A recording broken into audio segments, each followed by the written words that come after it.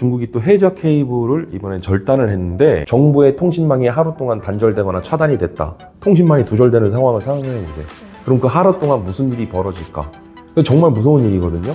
대만에 대한 어떤 통신망 두절에 대한 부분들까지도 위협을 하지만 두 번째는 심리적인 충격과 공포. 중국은 그걸 더 의도했던 것 같아요.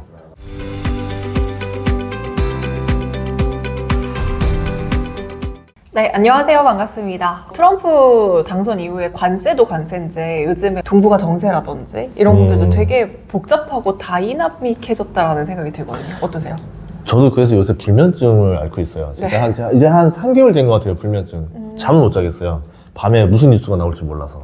최근에 이제 6개월 만에 다시 중국이 뭐 대만을 봉쇄한다 이런 얘기들이 있잖아요. 6개월과 비교했을 때 지금 조금 더 심각한 상황인 거예요.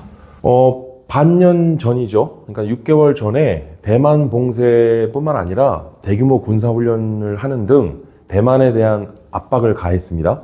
근데 최근 4월 1일자 지금 중국이 육해공, 그 다음에 로켓군까지 동원해서 대규모 군사훈련을 하는데 이 군사훈련의 목적이 대만을 봉쇄하는 그런 군사훈련을 하고 있다는 말이죠.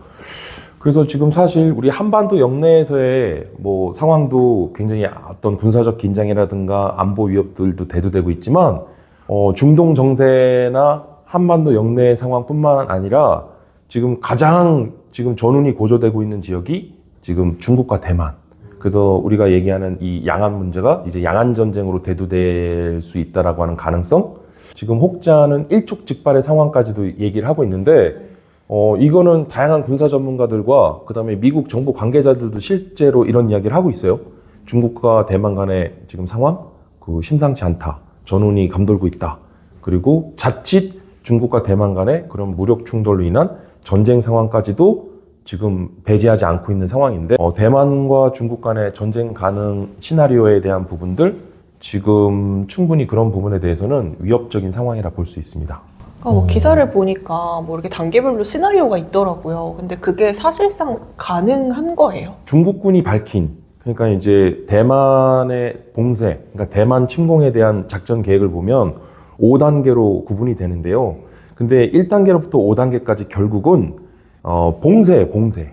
그래서 초기 1단계로부터 다양한 이제 공습이라든가 다양한 그런 화력 투발 수단들을 통해서 이제 대만군에 대한 봉쇄를 시도하고 마지막 5단계에 있어서도 이제는 사이버 영역에서의 그런 봉쇄까지, 그러니까 1단계로부터 5단계까지의 이 전 영역에 있어서의 과정이 대만을 봉쇄하는 것.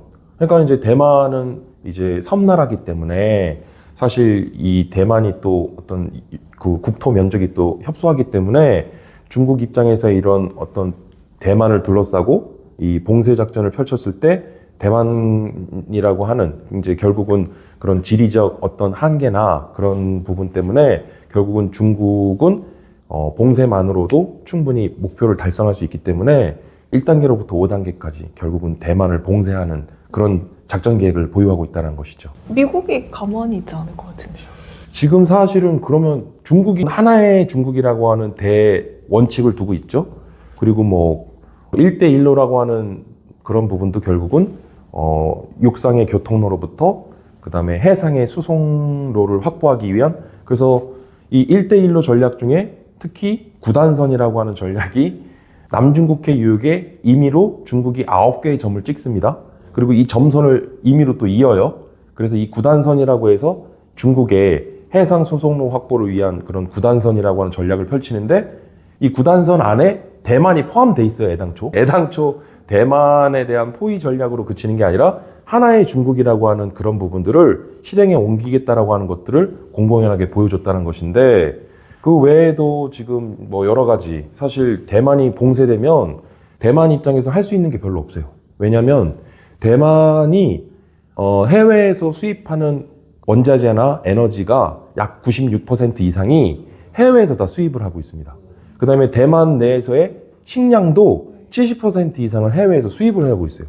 그러니까 무슨 얘기냐면 대만이 봉쇄되는 순간 대만이 과연 일주일 이상을 버틸 수 있을 것이냐. 그러니까 그걸 중국이 안다는 거죠. 그러니까 상륙작전을 하면 피해가 심각한데 봉쇄를 해서 내부에 서로 이제 의견 갈등을 만든 다음에 스스로 문을 열게 만들어라. 중국이 이러한 대만에 대한 이제 하나의 중국이라고 하는 그 결국은 달성해야 될 중국 정부의 수건이기도 한데요. 그러니까 오랜 기간 동안에 대만 침공과 하나의 중국이라고 하는 그러한 원칙하에 다양한 그런 시나리오들을 갖고 있었어요. 그 중에 가장 최상의 시나리오가 바로 대만 봉쇄 작전이더라. 네, 그 결론에 이르는 거죠. 대만 사람들은 그렇게 생각하지 않잖아. 그럼 중국이 왜 대만에 대한 봉쇄나 또는 뭐 최근에 이런 긴장감을 고조시키는 행위를 하느냐. 그러니까 두 가지를 볼 수 있을 것 같은데 크게는 국내 정치랑 국제 정치 상황을 봐야 되는데 첫 번째, 중국 국내 정치 상황이 두 가지입니다. 하나는 경제가 좀 어려워요. 그리고 두 번째, 군부의 일종의 그 민심 이반 현상으로부터 군부 내부의 좀 갈등, 불만 그런 것들이 좀 잠재적인 불만들이 있기 때문에 지금 산연임에 성공한 시진핑 벌써 만으로 70이 넘은 나이인데 시진핑 입장에서도 더 이상 인내하기가 어려울 거예요. 그래서 결국은 중국 내부의 그런 경제 상황이라든가 또는 군부 내부의 불만을 잠재우기 위해서라도 2027년 내지 2028년 대만 침공 계획에 대한 부분들 그런 부분들이 최근에 나왔지만 2027년까지 안 간다는 거죠. 26년이 아니라 금년 내에도 벌어질 수 있다라고 하는 가능성 그 이야기들을 최근에 많이 하는 이유 중에 하나죠. 그 중국이 보유하고 있는 육해공군 전력뿐만 아니라 그 중국의 로켓군을 또 무시할 수가 없는데요. 중국 본토의 거의 대부분의 전 전역에서 대만은 사정거리 안에 다 들어와요.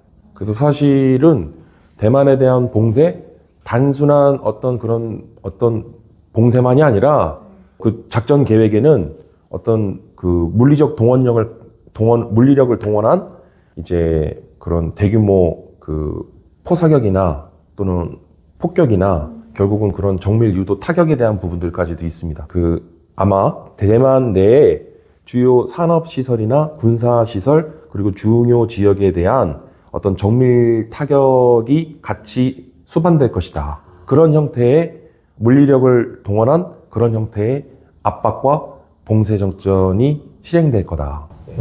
대만에는 이제 또 TSMC가 있다 보니까 그렇죠. 이 반도체 쪽에 대한 문제도 클 것 같은데 그래서 더욱더 미국이 막 지원을 해주지 않을까? 중국이 결국은 이제 그 시점이 어느 시점이냐. 결국은 대만 봉쇄 작전으로부터 시작해서 대만에 대한 직접적인 이러한 물리력을 동원한 결국은 이런 군사작전을 감행하는 그 시점은 사실 중국의 어떤 그런 내부 상황도 있지만 트럼프의 생각이 중요합니다. 그러니까 중국도 지금 트럼프가 어떤 입장을 갖고 있고 미국이 어떻게 나설 것인지 그 부분을 지금 제일 관심 있게 들여다볼 거예요.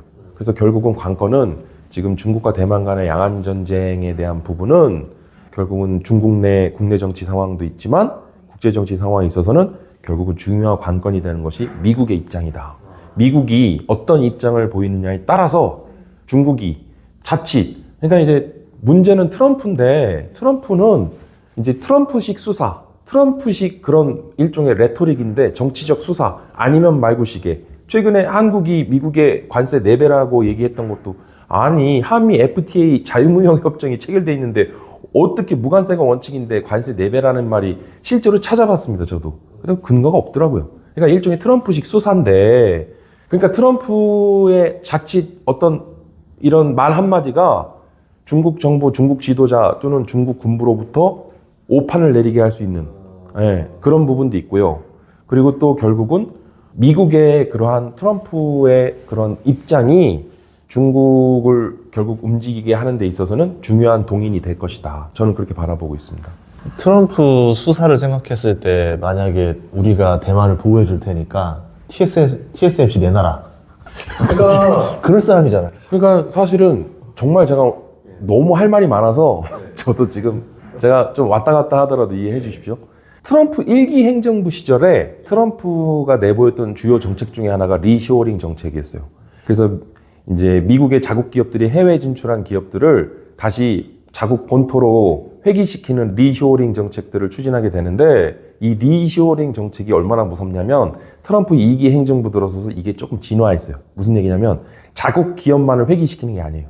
자국의 주요 협력국가로서 우방국이나 자국의 우방들의 주요 산업이나 기업들도 미국 본토로 유인하고 있어요. 그래서 지금 현대 우리 자동차 그리고 반도체, 그리고 더 나아가서는 최근에 우리 K조선, 조선도 지금 제가 트럼프가 지금 우리 한국의 조선 산업에 대해서 러브콜을 보내고 있다고 하는데 제가 분명히 말씀드리지만 트럼프가 지금 러브콜을 보내는 게 아니라 SOS를 보내고 있는 겁니다. 우리가 그걸 알아야 돼요. 미국이 저렇게 왜 저런 상황이 됐고 트럼프는 왜 저런 말을 하는지를 우린 정확하게 그거를 꿰뚫어 봐야 되는데 제가 보는 관점은 트럼프는 한국 조선에 대해서 지금 SOS를 보내고 있는데 결국은 미국 군함에 대한 신규 건조나 또는 MRO라고 하는 함정 유지보수 운영에 대한 부분에만 그치는 게 아니라 실제로 우리 거제나 또는 그 울산에 있는 우리 조선소 결국은 플랜트 자체를 미국으로 옮기려 할 겁니다. 그러니까 그 이면에 그 다음에 그 트럼프의 속내나 미국이 정말 원하는 게 무엇인지 우리가 그걸 바라봐야 되는데 근데 사실 지금 말씀하셨듯이 대만의 TSMC를 미국 본토로 옮기는 조건으로 대만 영토를 우리가 보호해 주겠어 말할 수 있죠.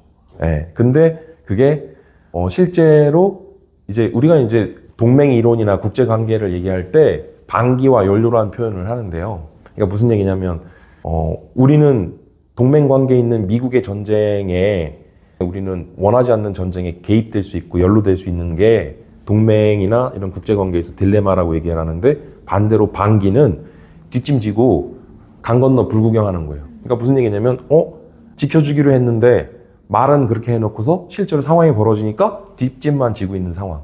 그러니까 지금 1990년대 초반 우크라이나가 자국 내 핵 미사일 발사 기지와 그다음에 그 핵 저장 시설이 있었는데 이걸 스스로 자진 폐기를 함으로써 국제사회와 미국으로부터 안보 지원을 약속받았는데 근데 지금 얼마나 억울합니까? 그런 상황이 벌어질 수 있는 거죠, 사실은. 해저 케이블은 왜 자꾸 절단하고 요새 그러는 거예요? 벌써 제가 기억하기로는 2년 전에도 중국이 그 남중국해 유역의 해저 케이블을 한번 건드린 적이 있어요. 그래서 그때도 한번 굉장히 이렇게 국제 탑 뉴스로 기사화된 적이 있었는데 최근에 또 중국이 또 해저 케이블을 이번에 절단을 했는데 이 해저 케이블이라는 것은 태평양부터 그 이제 연결된 이제 해저 케이블로 이건 통신선이에요, 통신선. 네, 그래서 이 통신 데이터 센터를 기반으로 해저 케이블을 통한 이제 통신을 연결하는 그런 통신망인데 이 통신망이 그러니까 이게 상당히 오늘날 지금 이제는 핸드폰이 작동이 안 되거나 핸드폰을 잃어버리면 그날 하루 동안 그 아노미 상태가 되잖아요. 그렇죠. 한 개인도. 이게 한 개인이 아니라 국가 단위의 정부라고 생각해 보십시오. 정부의 통신망이 하루 동안 단절되거나 차단이 됐다. 통신망이 두절되는 상황을 상상해 보세요. 그럼 그 하루 동안 무슨 일이 벌어질까? 정말 무서운 일이거든요. 그러니까는 두 가지로 봐요. 그러니까는 하나는 실제적인 그런 해저 케이블을 건드림으로써 대만에 대한 어떤 통신망 두절에 대한 부분들까지도 위협을 하지만 두 번째는 심리적인 충격과 공포.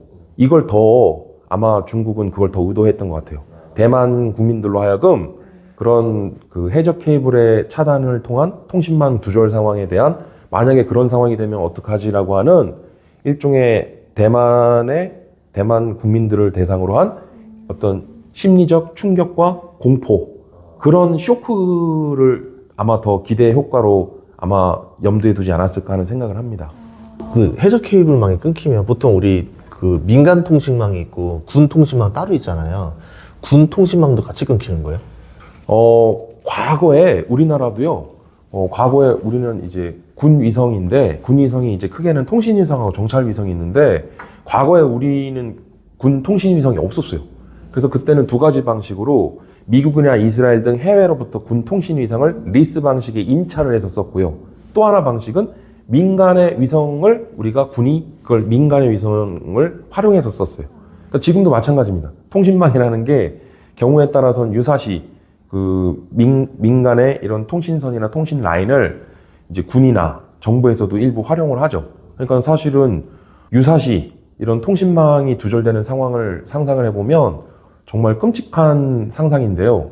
지금 제가 우려하는 부분도 이거예요. 사실은 우리나라에 뭐 지금 군생활 하시는 분들이나 군생활 해보신 분들은 아시겠지만 P77K나 P96K나 그러니까 통신장비 지금 아직도 쓰고 있다는 얘기를 제가 들었는데 요즘에 제 후배들이 야전에 이제 대대장 근무를 하는 후배들이 많은데 요즘에 훈련할 때 어떡하니? 했더니 최근에는 뭐 TICN 사업이라고 해서 과거 스파이더 사업 이후에 추진됐던 이제 차세대 차기 그 전술 정보 수집 정보 통신 체계에 따라서 뭐 TMMR이라고 하는 소부대 무전기도 보급되고 최근에는 많이 좋아졌다고 얘기를 들었는데 어떻게 하고 있는지 물어보니까 여전히 카톡에 의지해서 스마트폰으로 실제 훈련 상황인데 왜냐면 훈련 상황에 통신 감도도 안 좋고 통신이 잘 안 된대요. 그래서 카톡으로 간부들이 그런 사례가 많다고 하니까 그래서 저도 좀 우려가 되는 거예요. 무슨 얘기냐면 통신국 하나, 기지 하나만 파괴시키면 그럼 어떡할 건데? 제가 경험했던 게 그런 거예요. 그러니까 저도 카톡이 있던 시절에 했는데 카톡 초창기긴 한데 군 통신 자체가 워낙 이게 좀 그러니까 오늘날에 최근에 뭐 4차 산업혁명 시대라고도 얘기하고 하이테크 시대를 살고 있는데 뭐 과거처럼 뭐 전령 보낼 겁니까? 비둘기 띄울 겁니까? 말도 안 되잖아요. 지금은 통신망이 그만큼 중요한 시절이 됐고 그러니까 중국이 그걸 아는 거예요. 그래서 대만이 가장 민감해하고 대만 국민들이 가장 우려하는 게 무엇인지를 중국이 그걸 너무 잘하는 거예요. 그래서 그런 것들을 하나씩 건드려 보는 거죠. 근데 그거는 이해했어요. 근데 왜 유럽도 보면 그 유럽 쪽 바다도 끊고 다니더라고요. 다수로 해가지고. 그래서 이게 고의가 아니다. 뭐 이렇게 얘기는 하는데 거기는 끊어서 얻어서 이득이 없지 않아요? 뭐 다양한 복선들을 의미하고 있을 것이라고 보여집니다. 오늘날 이제는 최근에 다자 안보 내지는 집단 안보라는 얘기를 많이 하는데요. 이제 안보학을 배우고 공부하신 분들은 아시겠지만 집단 방위에 대한 개념과 집단 안보에 대한 개념, 사실 이 두 개념은 서로 다른 개념인데 여튼 최근에는 자국의 안보를 그 나라 스스로 지키는 시대가 아니에요.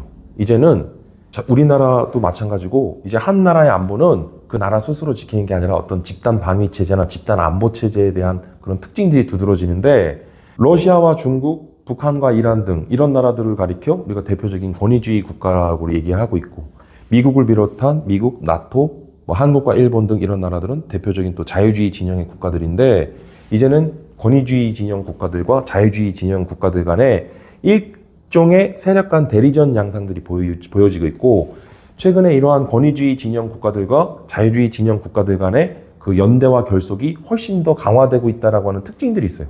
그러니까 지금 일종의 만약에 그걸 러시아가 했다고 보십시오. 그러면 그 비난 여론부터 러시아로서는 지금 우크라이나와의 전쟁을 하고 있는 상황이기 때문에 이게 모종의 일단 그런 게 있을 것 같아요. 그냥 일어나는 일이 아니라 아주 섬세한 어떤 치밀한 그런 계획과 그런 어떤 사전 시나리오를 갖고서 그런 계획된 일련의 행동들의 결과물이 아니었을까 하는 생각을 하는데 여기서부터 이제는 팩트 체크가 안 되니까 이제 그런 가능성의 개연성만 제기할 뿐이죠.